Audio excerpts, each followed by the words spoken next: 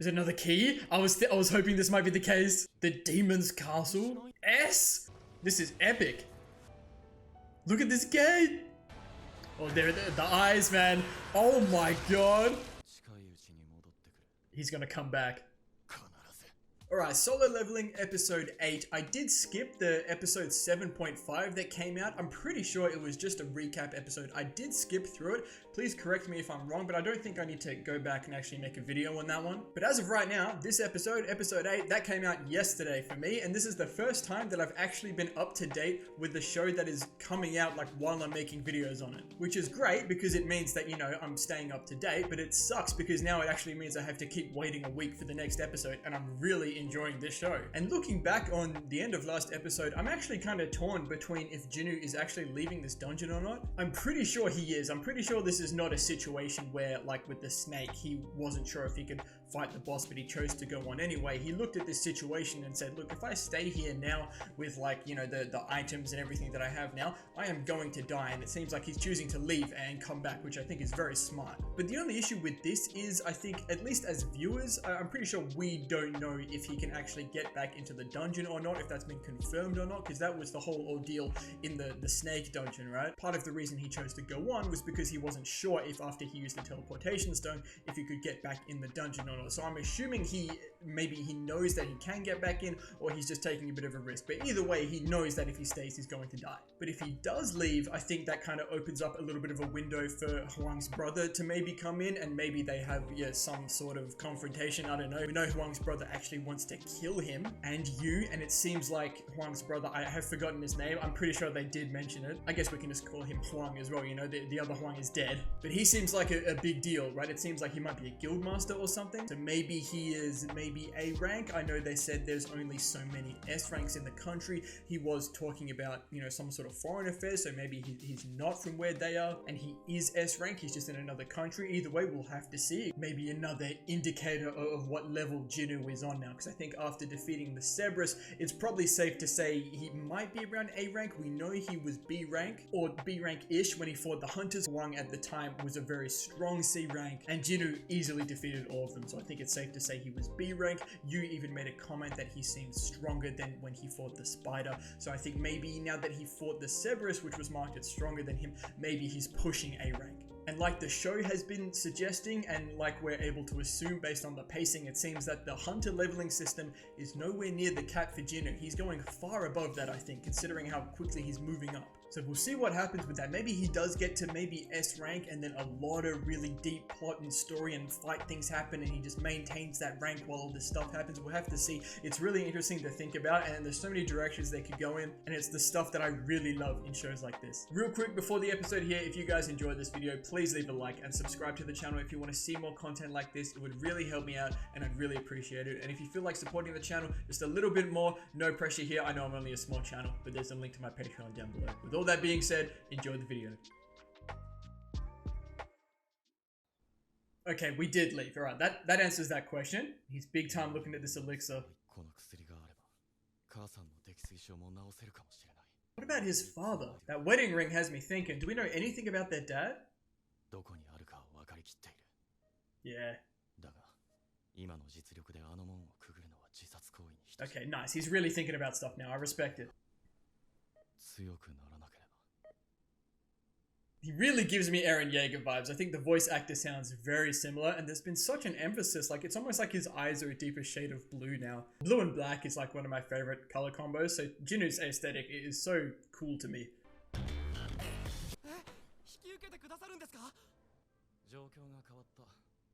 Oh, this pleases me so much. Oh, and I see. It helps him level up. He just wants the levels, man. He gets to help you, but he gets the levels. Oh, it works out so well.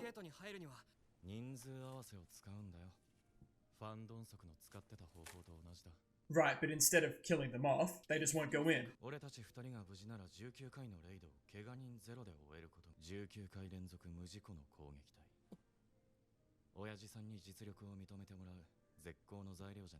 It works out so well for both of them, because Yu's the only one that knows about Jinwoo, and he'll keep a secret.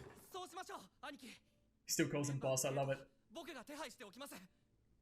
This pleases me so much, and I hope it actually works out. I'd love to know more about her, about who she is, what she can do. I like her eyes as well, such an interesting color. Yoon Byung-gil, excuse me. Is that his father?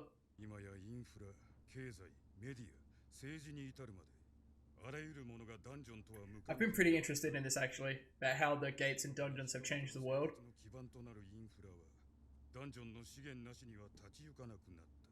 Yeah, right.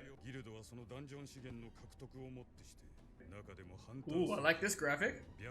Hunters Guild, White Tiger, Reaper Guild is a new one. Fame, Knights Guild. Okay. Oh, I like this. I like this a lot. Yeah, Monopoly. It's exactly what it is. Cool logos there.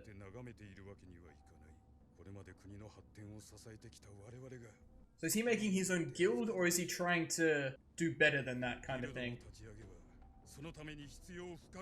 Okay, yeah, he wants his own guild. I remember you did mention that already though.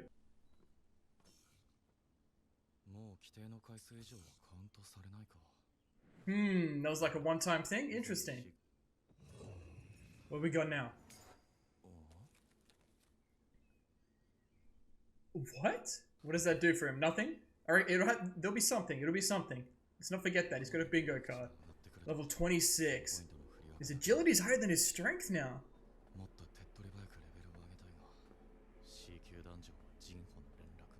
Yeah, okay. Ooh. That's wild. I didn't even think about this. True, but he's thinking about it at least. Okay. Yeah, he wants to be able to show off what he can do without people seeing. Okay. This is frustrating. That's the title of the episode, right? And I see where he's coming from with this.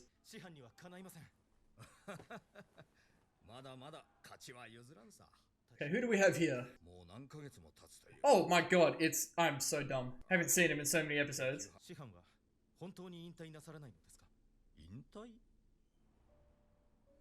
He's seen some shit, man. He was there.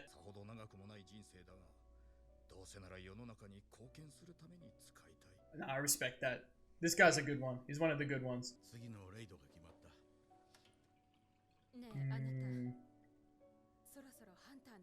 Yeah, wife's a bit worried as well. Yeah, you can see how the double dungeon is affecting all these other people that survived. Yeah, the double dungeon was an exception. It was avoidable. Yeah, exactly, yeah. It's only natural to worry though, yeah.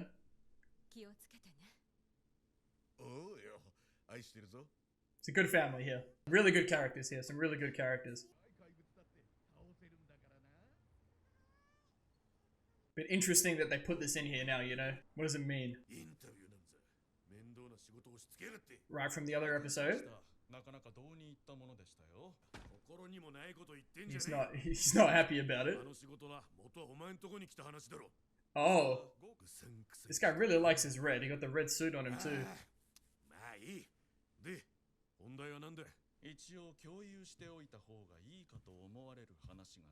Okay, what do we got here? Oh, okay.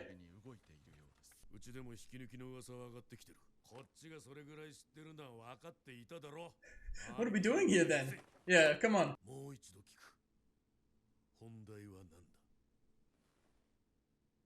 There's things going on here. I need to remember character names as well.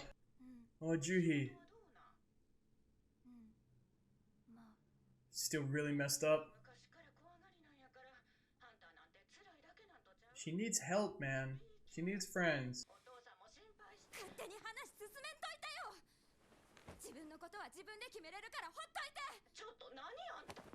That's tough. I mean, she's going through a hard time, right? She doesn't know what to do.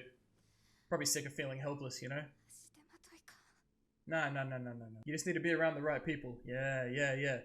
Jinwoo was the lowest of the low. Now look at him. Yeah, good. I'm glad Jinwoo is having an impact on her in some way, even if they're not speaking right now. Or, you know, or they haven't spoken in a while, I guess.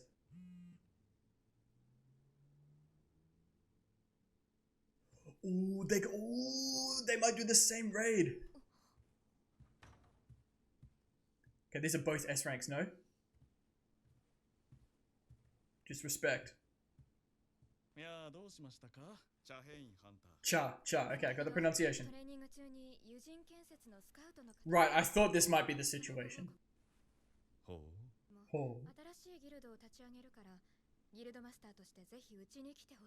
Imagine she works with Jinu. I imagine, yeah, she's gonna turn it down, but... Yeah. But that's an interesting thought. That would be sick. Baek. That's the other guy, the other S rank. But he's from a different guild, right? And it sounds like he might be a guild master, president. Okay, this is where everyone failed, right? Ooh, okay, talk to me. Ooh, I like this.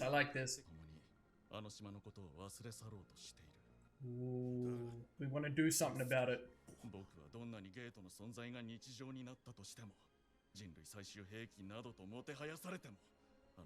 Okay, the ultimate weapon.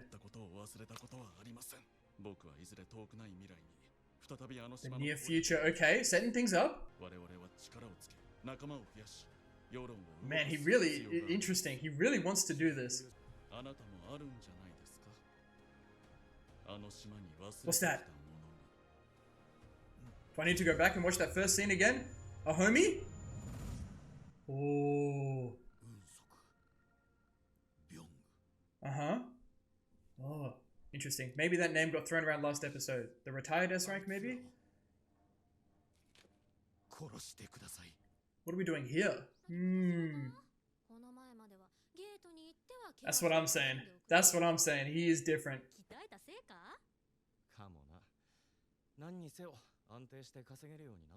Which is all that matters. That's all that needs to matter to Gina, right? He's got it in his inventory, man. That's all it is to him now. D-rank dungeons, just to walk to the store. Oh, okay. Interesting. Reason for it. There's always a reason. Talk to him then.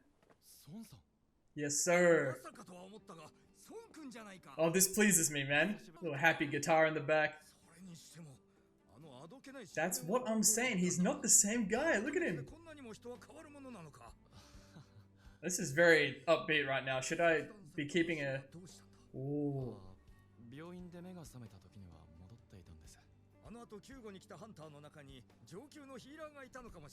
Sure, let's go with that. Wait, is he going... Are they all going to the same raid, maybe? That would be so cool. And Kim as well.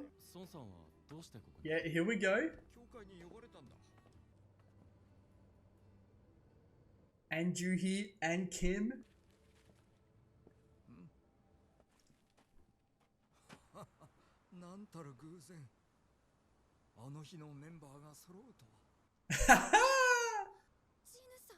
Look at this. That's so good. Wait, maybe it's not a coincidence.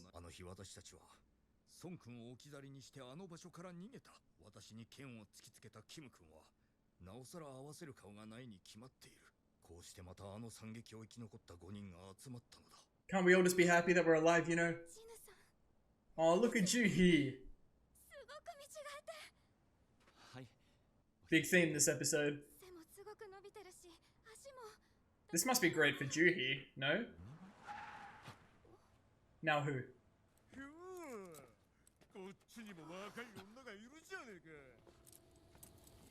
What are we doing here? Just some random bad guys? Knock him out, you know. Oh, it's this guy. Ooh. He was in the hospital with Wu. Are they filling the party members? Prisoner substitute hunters. Is this a normal thing that they do? Oh, reducing their sentences by fighting in raids? That's kind of tragic for people that have to fight with them. Kang Taishik, yeah, that's the guy. Ooh, only B rank. But that should put them at ease, no? Yeah.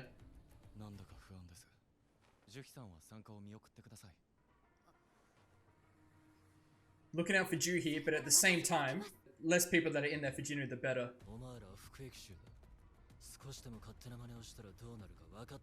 Yeah, they get put down. I don't think this is an accident. I think Wu's trying to keep an eye on Jinu with Kang here, right? He really asks Jinu. That's respect. But I guess he led the double dungeon raid as well. Yeah. Ultimately, he made the decision. Such a real one, man. Okay. I'm getting nervous. He's just the realest. Song and Juhi, even Kim with his family. Come on now. Yeah, it's tough. It's tough. I get it, but the soundtrack of the show is phenomenal, by the way.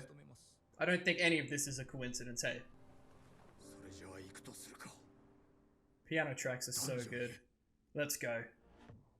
Oh, that's it? I thought we might only be halfway. I've never actually listened to this outro. I might listen to just the audio away from this. I don't want to get spoiled by visuals, but wow, that flew by. Alrighty, so towards the end, my mind has started going a little bit worst case scenario through all of this, because I was feeling really happy about a lot of the things in this episode, seeing Kim, seeing Song and Juhi again, and then like everyone reuniting. There were so many like really happy themes about this episode, like family, some really good OSTs playing as well, and I got cut off by something that happened in the show, but I was starting to say like, oh, should I have my guard up right now? Is something about to happen? And now that a lot of the guys that survived the double dungeon have been brought back together, and like I said, I don't think this is a coincidence, but I'll get more into that later. And a big theme in the double dungeon, at least for me, was, is Jinu going to be the only survivor, or what's going to happen? Is everyone else going to die? And now a bunch of the guys have been brought back together. We're going into this dungeon, and there are these convicts here as well. I'm like, this kind of doesn't bode well. At least maybe for Song, you know, talks about retirement for him, and Kim as well. Neither of them are ready to give up yet, and Mr. Song especially was really thankful to Jinu, was really happy to see him again. So I'm like, you know, are those flags? Like, I misread the whole double dungeon situation, but I don't know.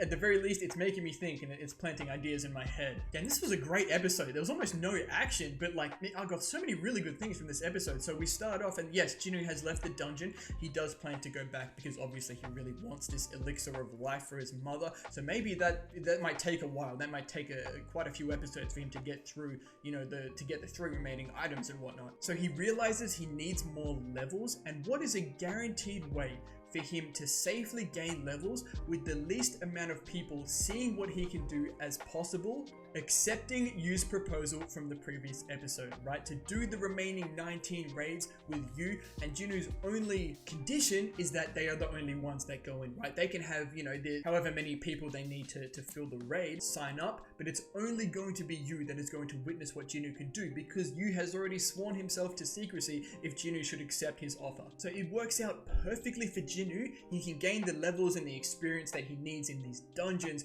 with only Yu witnessing what he can do, so Jinu doesn't have to hold back. And for Yu, it works out perfectly as well. He can do the 20 dungeons that he needs to meet the requirement to become a guild master, and it would also look really good on paper for Yu, clearing all these dungeons with no one getting injured, right? With everyone leaving unscathed. So like, there's really no downside to this, it seems, unless they have issues, you know, trying to recruit the remaining, I think they need 8 total, so the remaining 6 people, unless they have issues with those people. Some of them get in, some of them see what's going on, they start snitching, they get suspicious of this whole situation, but we'll see about all that. We'll cross that bridge when we come to it. We got a nice little bit of Cha. She was out there training. She got approached by someone from Yu's dad's, you know, the guild they're trying to make, about joining as the S rank, which we did see Cha, you know, going to tell Choi about later on. And we had a nice little bit of information dropped on us when Yu and his father, I believe that was, talking in the car. You know, his father's talking about, you know, the monopoly that all the guilds have, you know, on all of the stuff that you can get from raids, pretty much. I'm not a huge, like, politics, this kind of stuff person, but I was curious as to how the world was changing and operating with the appearances of the gates. And pretty much it has changed things substantially. It's made it so a lot of things, you know, can't operate without the stuff from inside dungeons, so they're very important. I'm not exactly sure if I gathered from this if it was, you know, within Yu's father's interest to have his own guild to make sure he can look after himself and whatever his corporation organization is trying to do, or if he's trying to do something bigger so that there's not a monopoly on everything. I'm sure that'll maybe get explained later on, or that's something that I'll just pick on after I've, gone back and seen this episode a few more times. All right, we got a nice introduction to the 5 largest guilds in the country. Not all of the guilds, just the 5 largest, the 5 biggest ones, I would imagine. The Hunters Guild, that is Choi's guild, that Chai is a part of, and the White Tiger Guild was mentioned a few episodes ago as well. The Reaper Guild, the Fame Guild, and the Knights Guild are the 3 new ones introduced here. We got a nice little look at the logos for each of them as well. Really love the look of the Reapers Guild one, especially like a Grim Reaper sort of thing, holding a scythe. Really sick. I love that. So Jinu's back training again, and he finds that he can't do any more than his normal amount of training. There's no extra popping up like last time, and I'm wondering if that's because he needs to complete this whole dungeon that he's trying to do now before he can gain access to something more, or this cursed random loot box that he's looking at here as well. But he still has a regular random loot box, and he does open it and he gets a bingo card out of it, and it looks like it's been used. Maybe that'll pop up somewhere. Maybe it's something to do with luck. I don't know. We'll just remember that for now. But he gets the notification about a D rank dungeon, which a lot of the other people get as well, and that's how they all end up meeting up. And he's not sure if he should accept it because he's torn between, do I find other ways to level up, or if I do go, then I have to hold back, I can't get as many levels. And he says this is frustrating, right, which is the title of the episode, and he's like frustrated because he wants to level up, but he has to keep quiet about his leveling system for now, and it must be a really tough thing for him to have to juggle right now. But he ends up accepting the offer, and as he's walking through the town, he kind of realizes that maybe he can go back to the punishment like desert thing where those massive centipedes went and fight them, but he is still staying conscious of the fact that he might be able to run away from them, but can he fight them? Is it too risky? He doesn't know if he's even going to get levels from them, and that would mean like skipping out on his training, right? So he won't get the points from completing his training, he won't get the full recovery, so there's a lot of risk there, but it's showing maybe his heightened perception that he's actually thinking about stuff and considering that as a possibility. Now I'll call myself out here. I completely mix up in my head Mr. Song and Kim as characters. I know who is who in terms of who's done what. Like Song was leading the party, right? He's the one who lost his arm, and Kim was the other one, but I keep getting their names mixed up. So when Song popped up on the screen and I realized it was him, I didn't say his name obviously because I didn't want to get it wrong, but I remembered who he was straight away as soon as we saw him when he was talking about his arm being lost. But he's just one of the realest of the real, he's like his pupil here, or that he's training or whatnot, is aspiring with, is talking about retirement and whatnot, and Song says, look, I'm just not ready to retire yet. I still have so much I feel like I can give, even though I've lost my arm. Specifically, he says, I'd like to spend what I have left contributing to society, and perhaps that's something that he's adopted after his, extreme near-death experience in the double dungeon, maybe since losing his arm. Maybe he's always been like this. He's always seemed like a really cool guy, really good mentor to someone like Jinu. But that's a big line, it really shows a lot about Song's character. And then we flash to Kim, and he's with his wife and child, and he's also got the notification. Now, I'm curious as to, Kim and Song referred to it as an emergency summons. I don't know if that was the case for Jinu. Maybe it was after Jinu accepted it, it became an emergency summons because they're trying to fabricate a certain situation, maybe. And by them, I mean Wu and Kang, I believe his name was as well. Maybe they're doing a little investigation on Jinu. But Kim says, he has his next raid. His wife is obviously concerned, and they reference, it's not the first time they've talked about this. His wife is very worried about him after the double dungeon, of course. But Kim does explain, it's only D rank, I'll be fine. That situation in the double dungeon was an exception. It was avoidable. They've talked about it before, and his wife apologizes, and he's like, no, don't be silly. Completely natural to worry about this sort of stuff. They have a family.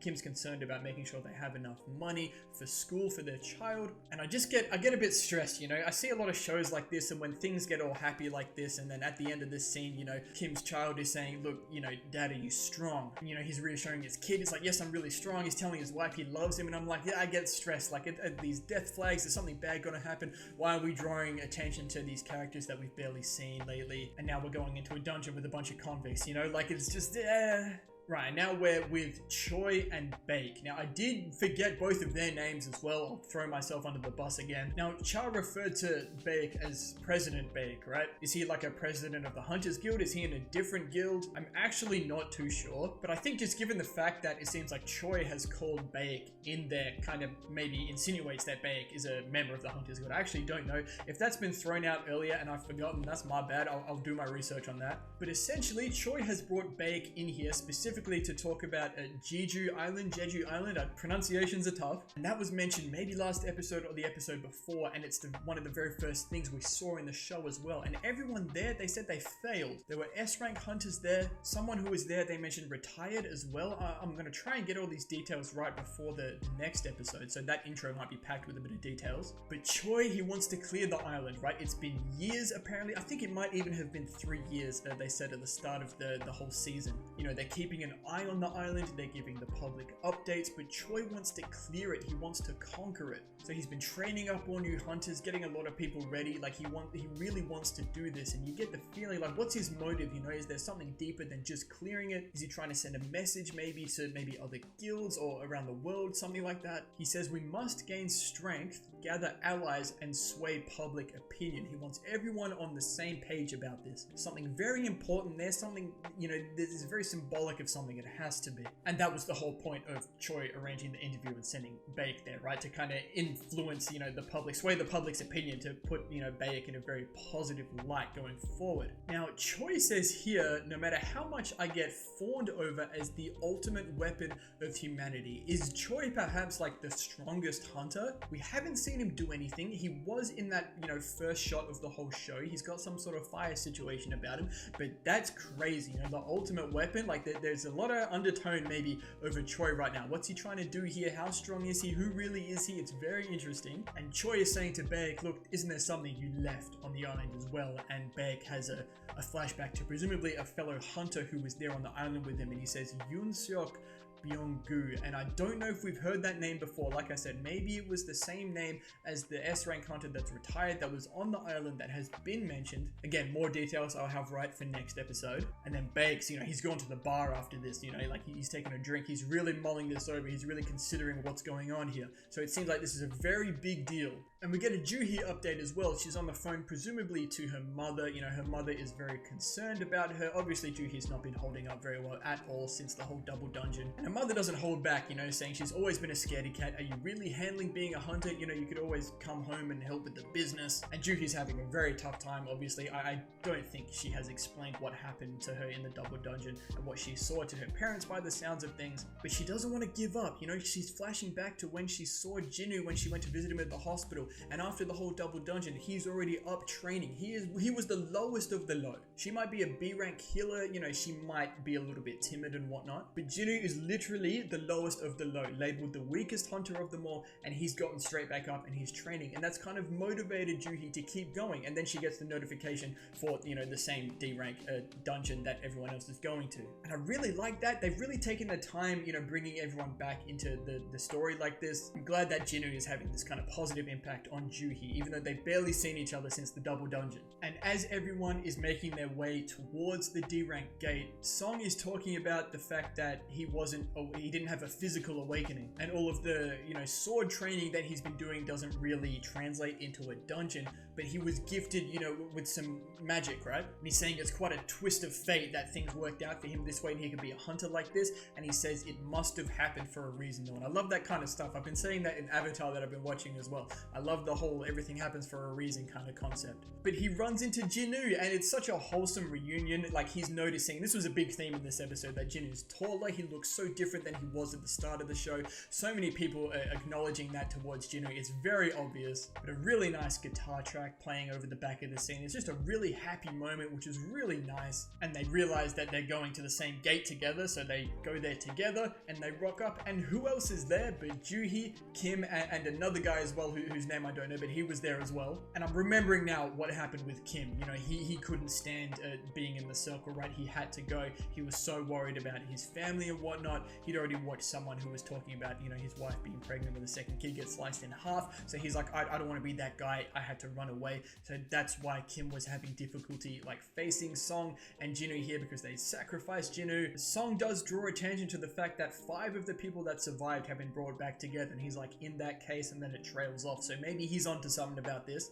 And Jinwoo and Juhi finally talk, and the way that Juhi is looking at Jinwoo, like, she just has this like glint in her eyes, like she's so happy to see him. She can't believe like how tall he is and how he's looking, and they are both genuinely happy to see each other again and be talking, which is really nice. And then Kang and the convicts show up. Now this was a bit of a twist. So the convicts can reduce their prison time by, you know, filling up blank spaces in some of these raids, I imagine. Now, we know Kang was there with Wu in the hospital when they went to reassess Jinwoo, thinking he might have had a second awakening, suspecting that he might have been the one that cleared the dungeon. And it came across Wu's desk as well that Jinwoo, along with Yu, were the only survivors of, you know, the construction dungeon as well. So I don't think for a second it's a coincidence, at the very least, that Kang is here, because he seemed very skeptical of the whole Jinwoo situation in the hospital. But from an outside point of view, Kang is here to keep the convicts in line, right? Kang is B rank. I think they said the prisoners are meant to be C rank maybe, so Kang can easily, you know, stop them from acting up or doing something silly, keep them in line.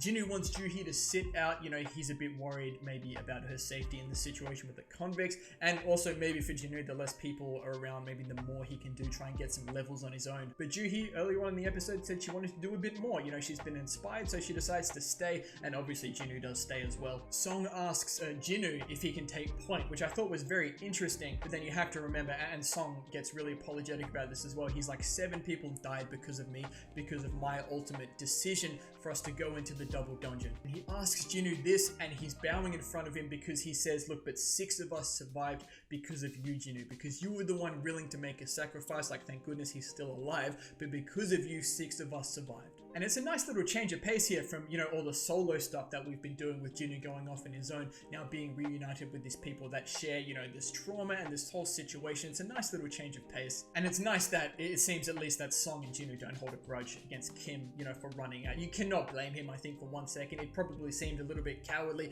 Crazy situation to be in. You can't really blame him for that. But it doesn't seem like there's any bad blood. I think Kim just feels a little bit ashamed about what he did, you know. And that's it. That was the episode. We finish off with everyone about to go into the raid. So there's the 5 survivors, the 3 convicts, and Kang. So there's 9 people total. And like I've been saying, there's no way a lot of this is coincidence. At the very least, I think Kang is there on purpose. I think maybe some of the survivors are all there together for a reason as well. The convicts, I don't really know what to make of. It's all just very interesting. Like, I feel like they're definitely trying to see more of Jinwoo at the very least. But I think the show is maybe hinting at there might be some harm to come maybe to at least Song and Kim, which I'm really concerned about. But I've nothing else to go on from that. Nothing more about Hwang's brother. It seems, you know, the Hell's Castle dungeon or whatnot, whatever it was, is taking a little bit of a backseat until Jinwoo can get enough levels. Maybe that is even like endgame sort of stuff. I never really thought about that, because maybe healing his mother for Jinwoo, maybe that's like a really like massive thing in the story. Maybe that'll be a really big turning point. And it's giving me like, okay, spoilers for Attack on Titan. It's giving like, you know, Eren's key to the basement and Colossal Titan vibes, right? Two like really things you thought were going to be massive